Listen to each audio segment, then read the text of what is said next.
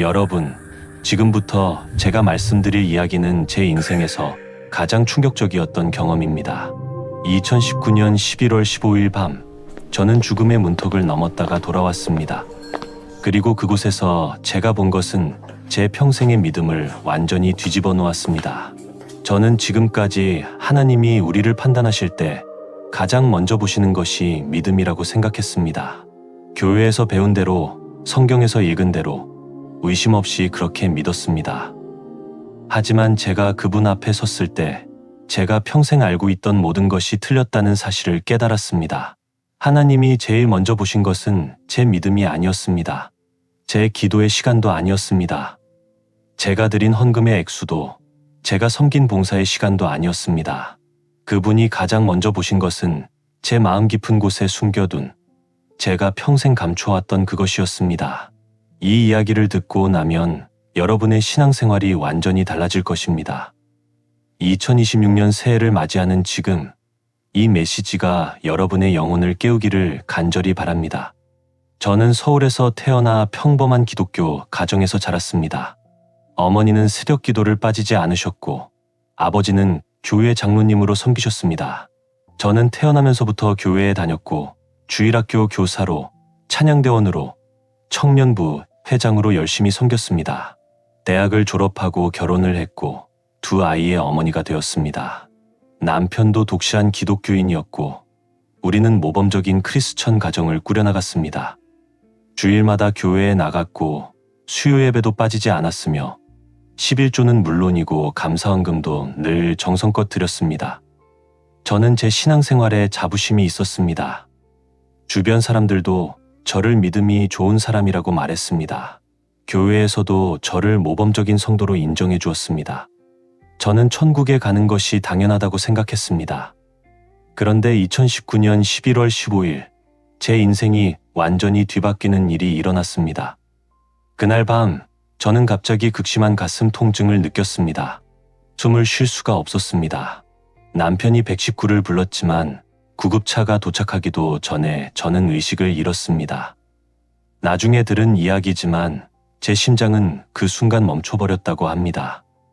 저는 제 몸을 떠나는 것을 느꼈습니다. 갑자기 제가 천장 위에 떠 있었고, 아래를 내려다보니 바닥에 누워있는 제 몸이 보였습니다. 남편이 제 이름을 부르며 울고 있었고, 구급대원들이 심폐소생술을 하고 있었습니다. 하지만 저는 아무런 고통도 느끼지 못했습니다. 오히려 이상하게 평온했습니다. 그때 제 뒤에서 빛이 보였습니다. 처음에는 희미했지만 점점 밝아지면서 저를 감싸기 시작했습니다. 그 빛은 따뜻했고 사랑으로 가득했습니다. 저는 그 빛을 향해 이끌려갔습니다. 터널을 지나는 것 같았습니다. 빛이 점점 더 밝아지고 저는 그 빛 속으로 빨려 들어갔습니다. 그리고 순식간에 제가 완전히 다른 곳에 서 있다는 것을 깨달았습니다. 그곳은 형언할 수 없을 만큼 아름다웠습니다. 제가 평생 본 어떤 것과도 비교할 수 없었습니다. 빛이 모든 것을 감싸고 있었지만 눈이 부시지 않았습니다. 오히려 그 빛 속에서 모든 것이 더 선명하게 보였습니다. 제 앞에 누군가가 계셨습니다. 그분의 얼굴은 또렷하게 보이지 않았지만 저는 본능적으로 알았습니다. 이분이 예수님이시라는 것을. 그분의 존재만으로도 압도적인 사랑과 평화가 느껴졌습니다. 그분은 말씀하셨습니다. 하지만 입을 여신 것은 아니었습니다. 그분의 생각이 직접 제 마음속으로 전달되었습니다. 그분은 제 인생을 보여주셨습니다. 제가 태어난 순간부터 죽음의 순간까지 모든 것이 마치 영화처럼 제 앞에 펼쳐졌습니다. 하지만 이것은 제가 기억하는 제 인생이 아니었습니다. 이것은 하나님이 보신 제 인생이었습니다. 저는 제가 얼마나 좋은 사람이었는지 보여드릴 준비가 되어 있었습니다. 제가 얼마나 열심히 교회에 다녔는지, 얼마나 많이 기도했는지, 얼마나 성실하게 헌금을 드렸는지 말씀드리고 싶었습니다. 하지만 그분은 그런 것들을 먼저 보지 않으셨습니다. 그분이 가장 먼저 보신 것은 제가 20살 때 대학 동아리에서 만난 한 후배였습니다. 그 후배는 가난한 집안 출신이었고 옷차림도 변변치 않았습니다. 어느 날 그 후배가 저에게 다가와 도움을 청했습니다. 생활비가 없어서 학교를 그만둬야 할지도 모른다고 했습니다. 저는 그때 돈이 있었습니다. 아르바이트로 모은 돈이 통장에 있었습니다. 하지만 저는 그 후배를 외면했습니다. 바쁘다는 핑계를 대고 다른 사람한테 물어보라고 했습니다. 사실 저는 그 후배가 제 돈을 빌려가면 돌려받지 못할 것 같아서 무서웠습니다. 그 장면을 보는 순간 저는 깨달았습니다. 저는 그 일을 까맣게 잊고 있었습니다. 20년도 더 된 일이었습니다.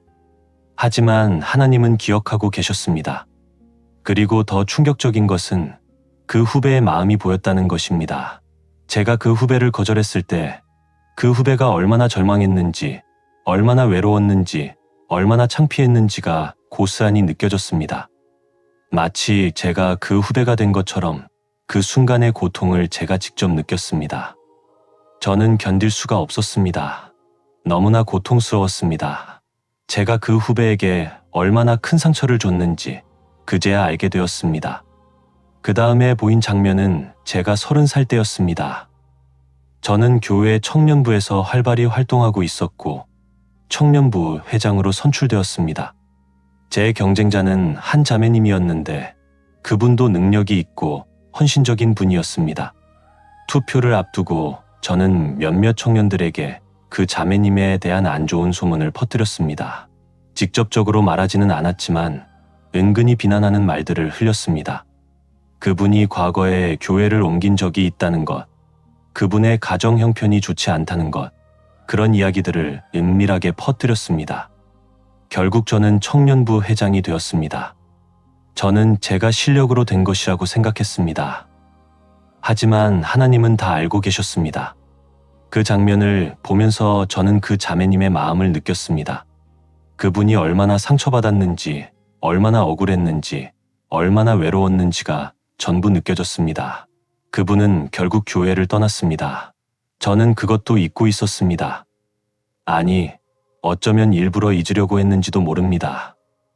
하지만 하나님은 다 기억하고 계셨습니다. 장면은 계속 이어졌습니다.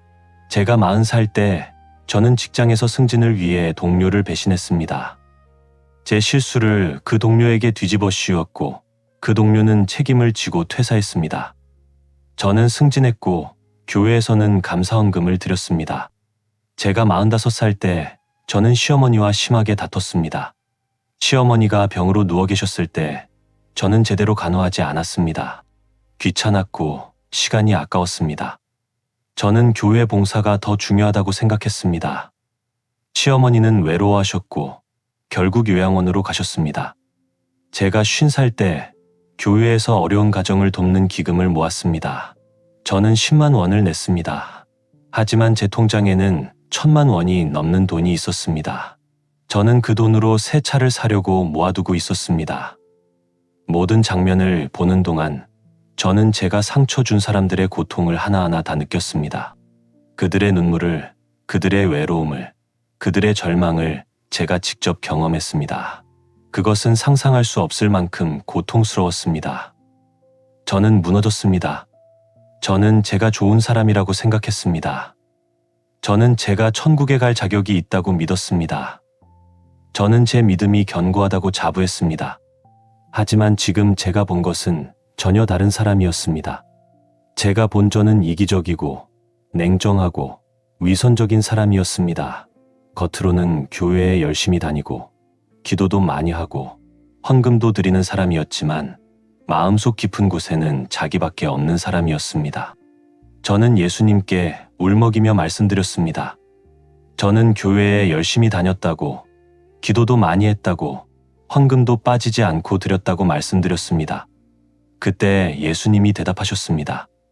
그분의 목소리는 부드러웠지만 동시에 단호했습니다. 그분은 말씀하셨습니다. 제가 교회에 다닌 것은 아셨다고, 제가 기도한 것도 아셨다고, 제가 헌금 드린 것도 다 보셨다고. 하지만 그것들이 제일 중요한 것은 아니라고 하셨습니다. 하나님이 제일 먼저 보시는 것은 우리가 다른 사람을 어떻게 대했는가였습니다. 우리가 어려운 사람을 도왔는가, 상처받은 사람을 위로했는가, 외로운 사람에게 손을 내밀었는가, 그것이 가장 중요하다고 하셨습니다. 예수님은 제게 말씀하셨습니다. 사람들이 서로 사랑하는 것, 그것이 가장 큰 계명이라고. 하나님을 사랑한다고 하면서 이웃을 사랑하지 않는 것은 거짓말이라고. 교회에 아무리 오래 다녀도, 기도를 아무리 많이 해도, 헌금을 아무리 많이 드려도 사랑이 없으면 아무 소용이 없다고 하셨습니다. 저는 그제야 깨달았습니다. 제가 평생 놓쳤던 것이 무엇인지 알게 되었습니다. 저는 하나님을 믿는다고 했지만 정작 하나님이 원하시는 것은 하지 않았습니다. 저는 종교적인 의식은 열심히 지켰지만 가장 중요한 사랑은 실천하지 않았습니다. 예수님은 제게 더 많은 것을 보여주셨습니다. 제가 무시했던 사람들, 제가 외면했던 사람들, 제가 상처 줬던 사람들의 이야기를 들려주셨습니다. 제가 대학 때 외면했던 그 후배는 결국 학교를 그만뒀습니다. 그 후배는 꿈이 있었습니다. 선생님이 되고 싶어 했습니다. 하지만 돈이 없어서 학교를 계속 다닐 수 없었습니다. 그 후배는 공장에 취직했고 평생 힘든 노동을 하며 살았습니다. 만약 제가 그때 도왔다면 그 후배의 인생은 완전히 달라졌을 것입니다. 제가 청년부에서 배신했던 그 자매님은 교회를 떠난 후 신앙을 잃었습니다. 그분은 교회가 자기를 버렸다고 생각했습니다. 그분은 외로웠고 방황했습니다. 만약 제가 그때 진실했다면 그분은 지금도 하나님을 섬기고 있었을 것입니다. 제가 직장에서 배신했던 동료는 실직 후 심한 우울증에 시달렸습니다. 가정도 힘들어졌고 경제적으로도 어려워졌습니다. 그 사람의 자녀들이 고생했습니다. 모두 제 책임이었습니다. 제 시어머니는 요양원에서 외롭게 돌아가셨습니다. 마지막까지 가족을 그리워하셨습니다. 제가 조금만 더 신경 썼다면 그분의 마지막은 달랐을 것입니다. 모든 이야기를 들으면서 저는 견딜 수가 없었습니다. 제가 얼마나 많은 사람들에게 상처를 줬는지, 제가 얼마나 이기적으로 살았는지 깨달았습니다. 저는 제가 구원받을 자격이 없다고 느꼈습니다. 그때 예수님이 다시 말씀하셨습니다. 그분은 제게 기회를 주신다고 하셨습니다. 제게 다시 돌아갈 기회를 주신다고. 하지만 이번에는 다르게 살아야 한다고 하셨습니다. 예수님은 말씀하셨습니다. 교회에 가는 것이 나쁜 것은 아니라고. 기도하는 것도 중요하고 헌금 드리는 것도 의미가 있다고. 하지만 그것만으로는 부족하다고 하셨습니다. 가장 중요한 것은 사랑을 실천하는 것이라고. 어려운 사람을 돕고 외로운 사람을 위로하고 상처받은 사람을 치유하는 것이라고 하셨습니다. 예수님은 제게 구체적인 지침을 주셨습니다. 제가 돌아가면 무엇을 해야 하는지 말씀해 주셨습니다. 첫째, 제가 상처 줬던 사람들에게 용서를 구하라고 하셨습니다. 그들을 찾아가서 제 잘못을 인정하고 진심으로 사과하라고 하셨습니다. 그것이 첫 번째 할 일이라고 하셨습니다. 둘째, 이제부터는 사람들을 진심으로 대하라고 하셨습니다. 겉으로만 친절한 척하지 말고 진짜로 그들을 위하라고 하셨습니다. 그들의 고통을 함께 느끼고 그들의 필요를 채워주라고 하셨습니다. 셋째, 제가 가진 것을 나누라고 하셨습니다. 돈이 있으면 돈을 나누고 시간이 있으면 시간을 나누고 재능이 있으면 재능을 나누라고 하셨습니다. 쌓아두지 말고 필요한 사람들에게 주라고 하셨습니다. 넷째, 교만하지 말라고 하셨습니다. 제가 착한 일을 했다고 해서 자랑하지 말라고, 오히려 더 겸손해지라고, 모든 것이 하나님의 은혜라는 것을 잊지 말라고 하셨습니다. 다섯째, 사람들에게 이 진실을 전하라고 하셨습니다. 하나님이 진짜로 원하시는 것이 무엇인지 알리라고, 종교적인 의식보다 사랑이 더 중요하다는 것을 말하라고 하셨습니다. 그리고 예수님은 제게 특별한 메시지를 주셨습니다. 2026년에 대한 메시지였습니다. 예수님은 말씀하셨습니다. 2026년은 특별한 해가 될 것이라고, 많은 사람들이 영적으로 깨어날 것이라고, 하지만 동시에 많은 사람들이 속임을 당할 것이라고 하셨습니다. 예수님은 경고하셨습니다. 앞으로 많은 교회가 겉모습만 화려해질 것이라고, 건물은 크고 음향은 좋고 프로그램은 많아질 것이라고, 하지만 진짜 사랑은 점점 사라질 것이라고 하셨습니다. 사람들은 교회에 나가는 것으로 만족할 것이고 헌금 드리는 것으로 안심할 것이고 봉사하는 것으로 자부할 것이라고 하셨습니다. 하지만 정작 이웃을 사랑하는 것은 잊어버릴 것이라고 하셨습니다. 예수님은 말씀하셨습니다. 2026년부터는 더 이상 그런 신앙을 받지 않으실 것이라고. 이제는 진짜와 가짜를 구분하실 것이라고. 겉으로만 신앙생활하는 사람과 진심으로 사랑을 실천하는 사람을 분명하게 나누실 것이라고 하셨습니다. 예수님은 제게 이 메시지를 사람들에게 전하라고 하셨습니다. 2026년 새해를 맞이하면서 자신의 신앙을 돌아보라고, 자기가 진짜로 하나님이 원하시는 대로 살고 있는지 점검하라고 하셨습니다. 그리고 저는 깨어났습니다.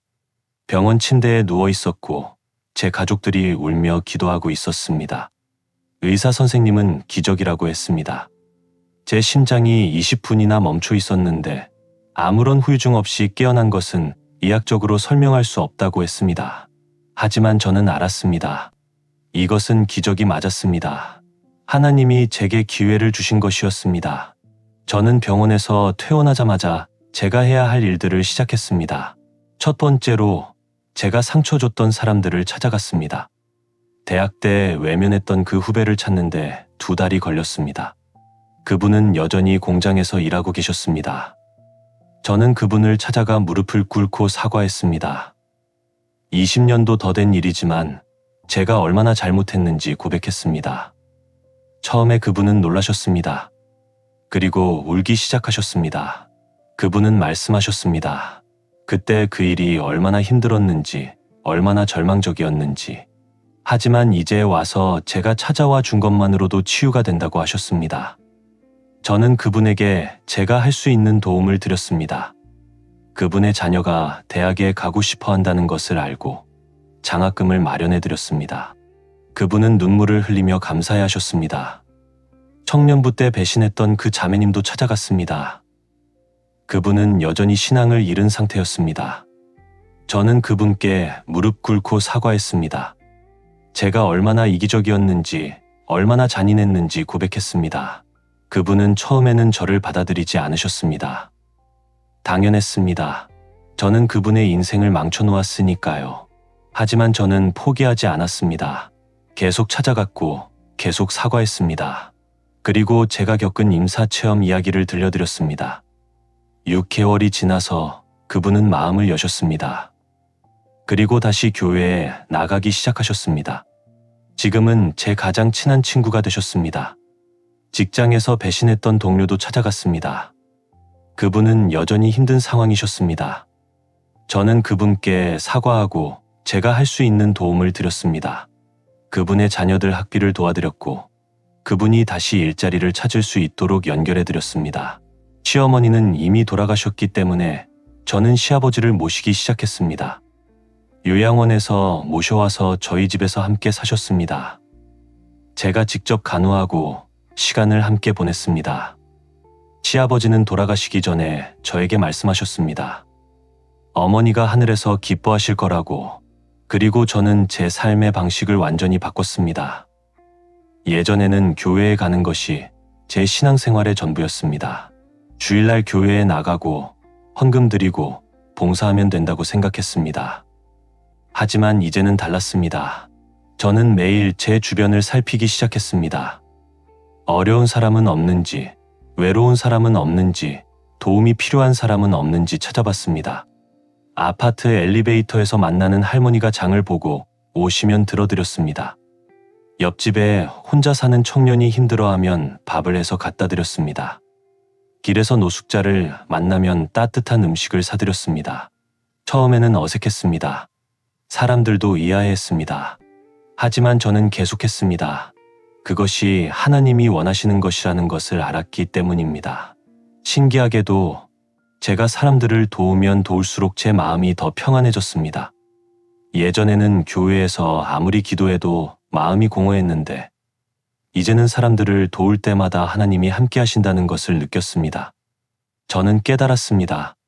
하나님은 교회 건물 안에만 계시는 것이 아니라는 것을, 하나님은 어려운 사람들 속에 계신다는 것을, 우리가 그들을 도울 때 우리는 실제로 하나님을 섬기는 것이라는 것을 알게 되었습니다.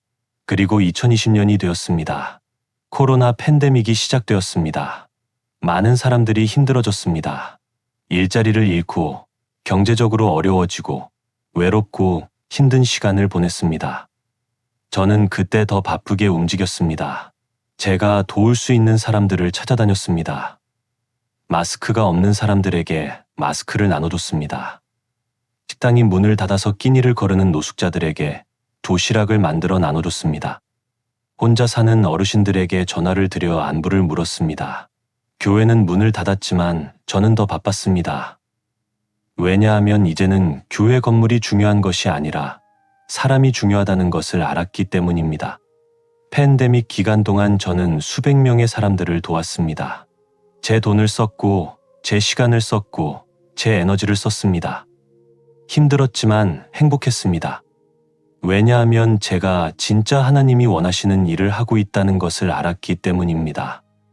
그리고 신기한 일들이 일어나기 시작했습니다. 제가 도왔던 사람들이 다른 사람들을 돕기 시작했습니다. 제가 나눠준 사랑이 점점 퍼져나갔습니다. 작은 파장이 큰 물결이 되었습니다. 곧 2026년 새해가 다가옵니다. 그리고 저는 예수님이 제게 주신 메시지를 전하고 싶습니다. 여러분, 하나님은 우리의 믿음을 보십니다. 하지만 그것이 전부가 아닙니다. 하나님이 제일 먼저 보시는 것은 우리가 다른 사람들을 어떻게 대했는가입니다. 우리가 교회에 몇 년을 다녔는지는 중요하지 않습니다. 우리가 얼마나 많이 기도했는지도 중요하지 않습니다. 우리가 얼마나 많은 헌금을 드렸는지도 중요하지 않습니다. 하나님이 보시는 것은 우리가 배고픈 사람에게 밥을 줬는지, 외로운 사람을 위로했는지, 어려운 사람을 도왔는지입니다. 그것이 진짜 신앙입니다. 그것이 하나님이 원하시는 것입니다. 성경에 이런 말씀이 있습니다.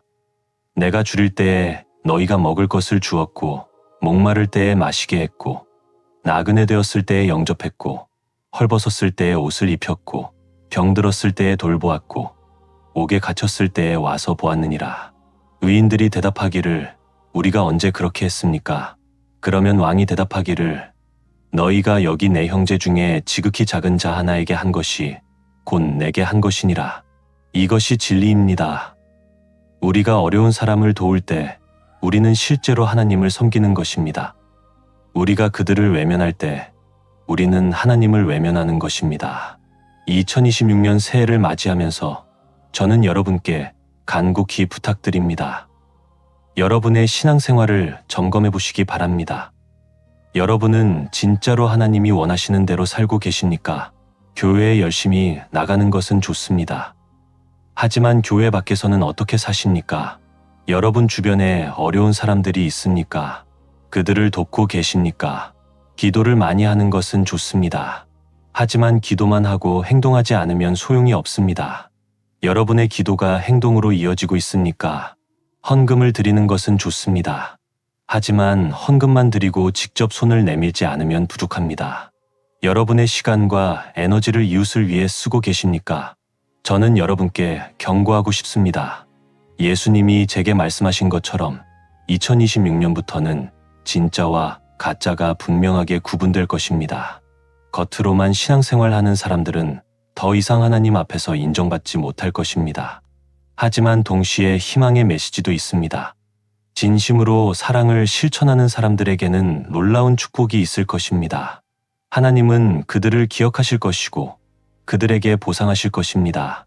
여러분, 아직 늦지 않았습니다. 지금부터라도 시작하십시오. 여러분 주변을 둘러보십시오. 도움이 필요한 사람이 있습니까? 그들에게 손을 내미십시오. 작은 것부터 시작하십시오. 엘리베이터에서 만나는 이웃에게 인사하십시오. 길에서 마주치는 노숙자에게 따뜻한 말 한마디 건네십시오. 혼자 사는 어르신께 안부 전화를 드리십시오. 그리고 점점 더 크게 하십시오. 어려운 사람들을 도우십시오. 외로운 사람들을 위로하십시오. 상처받은 사람들을 치유하십시오. 그것이 하나님이 원하시는 것입니다. 여러분이 그렇게 할 때 신기한 일이 일어날 것입니다. 여러분의 마음이 평안해질 것입니다. 여러분의 삶이 의미 있어질 것입니다. 여러분은 하나님과 진짜로 연결되어 있다는 것을 느낄 것입니다. 그리고 마지막 날 여러분이 하나님 앞에 설 때 여러분은 두려워하지 않아도 될 것입니다. 왜냐하면 여러분은 하나님이 원하시는 대로 살았기 때문입니다.